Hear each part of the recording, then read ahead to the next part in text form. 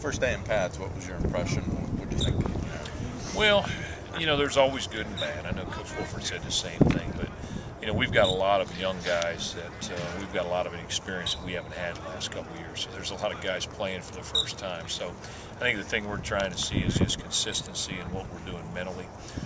Those guys are practicing hard. We don't have to get on them about effort. We just get on them about being consistent and learning the plays. Do you have to scale back just because of the quarterback inexperience? Well, I think we're trying to scale back a little bit. The guys have a pretty good grasp of what we're trying to do. Most of them have been in the program, except for Ricky, at least 1 year.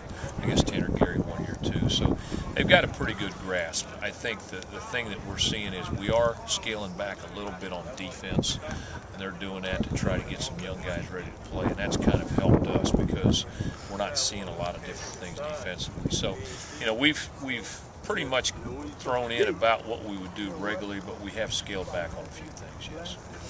I know you don't want to talk about where the quarterbacks are, but can you maybe, for people who haven't seen these guys, give like a little scouting report of each one? Yeah, we've got 4 guys in the program right now. Dante Nania is obviously the guy that's got the most experience. He's been in the program for 3 years. He's got a really strong arm. He's, the thing that probably his number one weakness, people would say, is he's a little bit shorter, but he's got a strong arm. He's a smart player, and he runs really well. He's got a good knowledge of the offense. Tanner Gary's a guy that played in a game last year. He's a redshirt freshman, he'll be a redshirt sophomore. He's only been in the program 1 year. Again, he's got a strong arm. He runs pretty well. His biggest thing, probably weakness, is just still getting the grasp of the offense. He hasn't been around very long. Ricky Davis, redshirt freshman, has probably got the strongest arm out of all of them. Runs really well. Has good mobility. We're going to be able to, with all of them, probably run the quarterback a little bit more, and obviously he gives us a running threat there. He's just, again, very inexperienced. He's got to learn the offense. And then Nick Wargo's a guy that's been in the program a couple years, probably as smart as any of them.